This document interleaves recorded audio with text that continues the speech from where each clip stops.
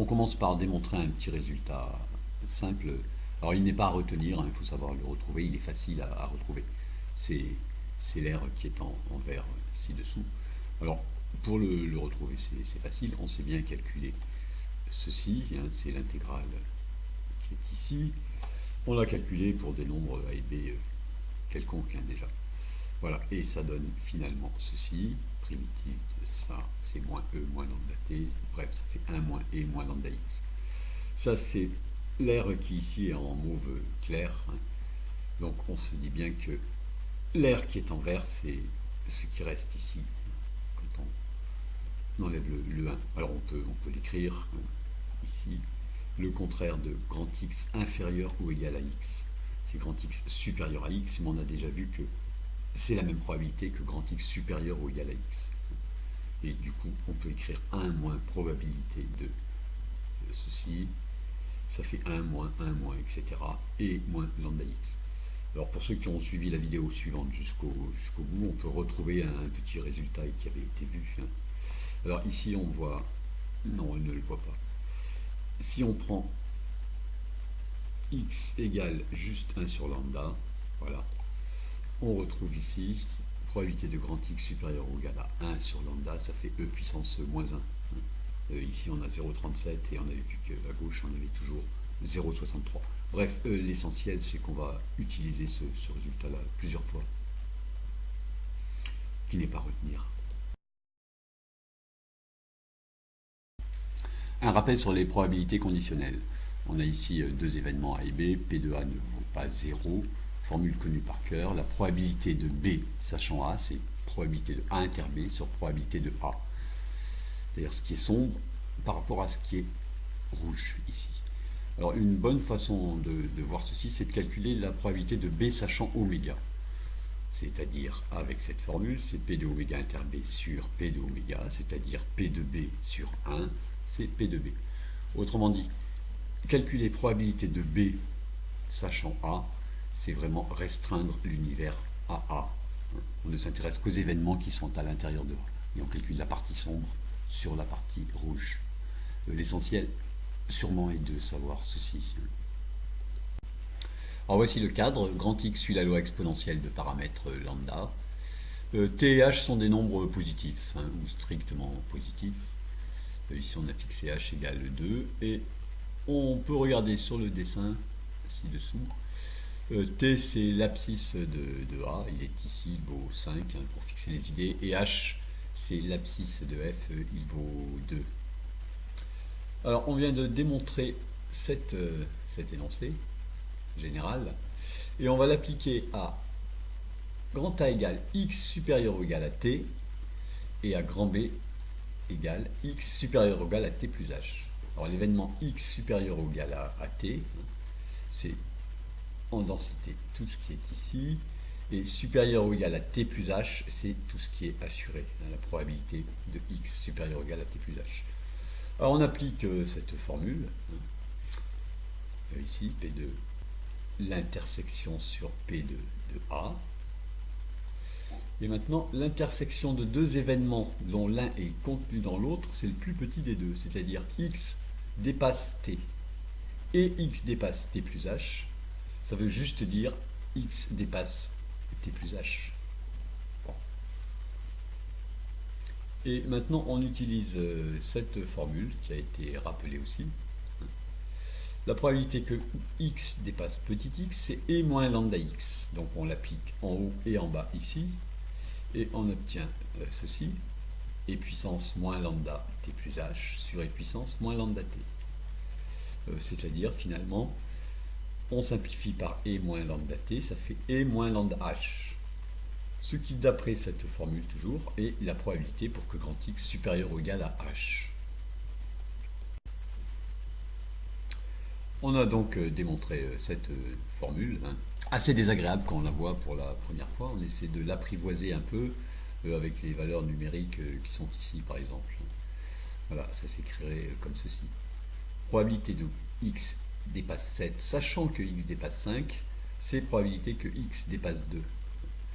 Alors graphiquement, sachant que x dépasse 5, c'est-à-dire qu'on est à droite de ce point, probabilité d'être dans la zone assurée ici, x dépasse 7, c'est exactement la probabilité pour que x dépasse 2. C'est-à-dire c'est toute la zone ici qui n'est pas en marron clair. On essaie de donner un sens plus concret à cette relation. Alors, les lois exponentielles, elles sont souvent utilisées pour modéliser des durées de vie. Alors, des durées de vie de composants électroniques ou d'ampoules, ou bien des durées de vie de noyaux radioactifs, mais ça mériterait une vidéo entière. Alors ici, regardons par exemple le temps. Alors donc ici, grand X, c'est le temps. On compte en milliers d'heures. La durée de vie d'une ampoule, sachant qu'elle a vécu au moins 5000 heures, probabilité pour qu'elle dépasse 7000, c'est-à-dire qu'elle soit encore vivante pendant au moins 2000 heures, c'est exactement la probabilité pour qu'elle soit vivante au moins 2000 heures quand elle est neuve. Bien sûr, quand je dis l'ampoule est encore vivante au bout de 2 heures, ça veut dire que sa durée de fonctionnement dépasse c'est pas 2 heures, c'est 2000 heures. Hein. Voilà, au bout de 2000 heures, elle n'est pas tombée en panne. C'est ça l'événement x supérieur ou égal à 2. Alors, on peut trouver ce modèle peu crédible parce que ça revient un peu à dire que l'ampoule, finalement, c'est comme si elle était toujours neuve. Alors, un argument pour contrer un peu ceci, c'est que se dire, si une ampoule a déjà marché 5000 heures sans panne, c'est que c'est une bonne ampoule. Et d'où sort cette relation? Ça n'a pas été démontré mathématiquement. Hein. C'est des gens qui ont mesuré des durées de vie d'ampoules ou de noyaux radioactifs et qui se sont rendus compte que ces durées de vie ressemblaient beaucoup à des lois exponentielles. Et une fois qu'on a une loi exponentielle, on peut, avec cette petite démonstration, obtenir ceci. Alors, à cause de cette propriété, on dit souvent que la loi de x, qui suit la loi exponentielle ici, elle est sans vieillissement ou sans usure. Parfois on dit sans mémoire. Alors, pour montrer la puissance de cette formule, qui peut aussi se lire comme ceci. P de x supérieur à t plus h, sachant x supérieur à t ne dépend pas de t. Ah oui, ça ne dépend que de h. Pour bien le montrer, on va faire varier t, hein, en gardant h égale 2, ici, cette durée. Et voilà, par exemple, on prend 4, t égale 4 ici. Voilà, la probabilité de x supérieur à 6, sachant que x plus grand que 4, c'est encore p de x supérieur à 2. Hein. Alors tout ce qui précède est vrai, quelle que soit la valeur de h. Hein. Voilà, on peut faire varier le h ici. Et alors, bien voir ça en termes d'air. Hein. P de xt plus grand que h, sachant que x plus grand que t. Voilà, c'est le rapport de l'air assuré en vert sur l'air tout en rose ici. Alors c'est quand même bizarre parce que ça a l'air de vouloir dire que la fonction a vraiment partout la même forme. Alors je trace ici un polygone. Et en fait, c'est vrai. C'est-à-dire que si vous regardez ce polygone, ce rectangle bleu, hein, que vous promenez T ici, voilà. Si vous mettez ça à la même échelle, si vous mettez deux dessins qu'on voit ici, deux rectangles bleus à la même échelle, vous verrez exactement le même dessin. Alors, ça paraît peu crédible, on fait une petite expérience pour se persuader que c'est vrai. Bon, il n'y a que les fonctions exponentielles hein, qui vérifient ça. De même, il n'y a que la loi exponentielle qui est sans vieillissement. Tout le monde connaît bien la fonction exponentielle, hein, voilà, qui démarre doucement et qui augmente très très vite. Ici, on a tracé sa restriction à l'intervalle, sur l'intervalle -4, -3.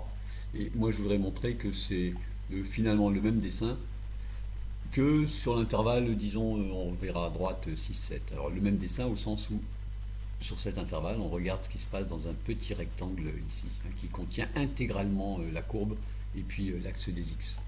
Alors, évidemment, sur l'axe, sur l'intervalle 6, 7, pour l'instant, on ne peut rien voir. Il faut vraiment changer d'échelle. Voilà. Voilà, je l'ai représenté aussi sur l'intervalle 6, 7, ici. Alors, bon, vous voyez l'échelle ici. Moi, je vais vous persuader que ces deux portions de courbe ont exactement la même forme. Hein, c'est-à-dire qu'ici, je considère ce que j'appelle la forme. C'est le dessin que j'obtiens à l'intérieur de ce petit rectangle. Voilà, ce sont exactement les deux mêmes dessins.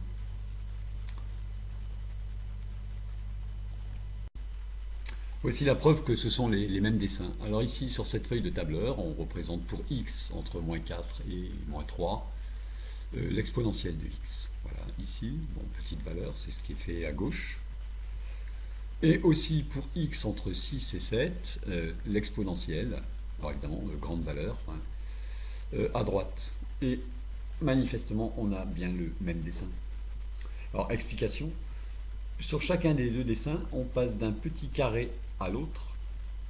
Alors, en ajoutant 0, c'est 0,1 ici la différence. En ajoutant 0,1 en abscisse et en ordonnée en multipliant par e puissance 0,1. Et c'est bien la même chose à gauche et à droite. Alors on sait déjà que hachure rouge sur zone en rose est constant quand T varie. Et on va montrer que c'est la même chose avec les hachures bleues. Alors, on peut calculer ceci, probabilité de B bar sachant A, hein, c'est la même définition qu'ici. Mais on sait que A est la réunion disjointe de A inter B bar et de A inter B. Donc, d'où la somme des probabilités ici. Et donc, si on calcule P de B bar sachant A, on peut écrire ceci. P de A inter B bar, c'est P de A moins P de A inter B.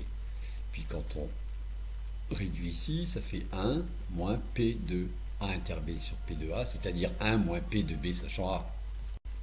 Alors on a juste redémontré ici un point que vous connaissiez peut-être, hein, P de B sachant A, si je le fais passer à gauche, plus P de B bar sachant A, ça fait 1. Bon, c'est-à-dire que P indice A, P sachant A, c'est une mesure de probabilité.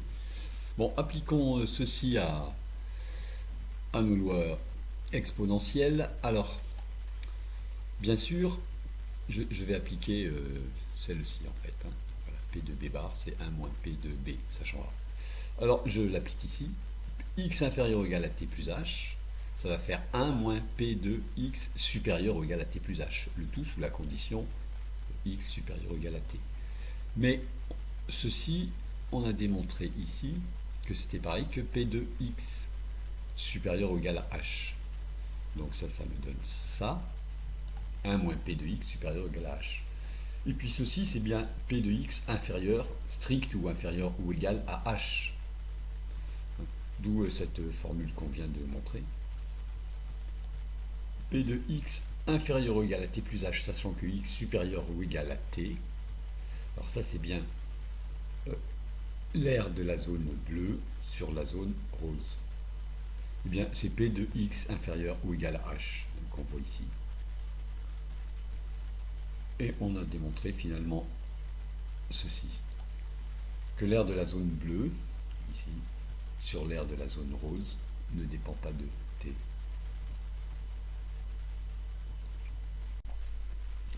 Ainsi, bleu sur rose est constant quand T varie. Et aussi, c'est égal à P de X inférieur ou égal à H, ce qui est l'aire marron ici, toute seule. Bah oui, parce que si on amène T à 0, hein, l'aire bleue, ça va devenir l'aire marron. Et puis la totalité de l'aire rose, ça sera l'aire 1, l'aire sous la courbe. Dernière analogie pour tenter de rendre plus naturelle la notion de loi sans mémoire. Alors ici, on réalise l'expérience, lancer un dé bien équilibré, et on appelle succès obtenir un 6, et on s'arrête dès qu'on a un 6. Donc on peut effectuer comme ça plusieurs lancers, et on appelle X le nombre d'échecs avant le premier succès. Alors ici, X égale 0, X égale 1, X égale 2, etc. Et on a vu ça dans une précédente vidéo, ce schéma-là, pour montrer que la loi exponentielle, c'est l'équivalent continu de cette variable ici qui est discrète.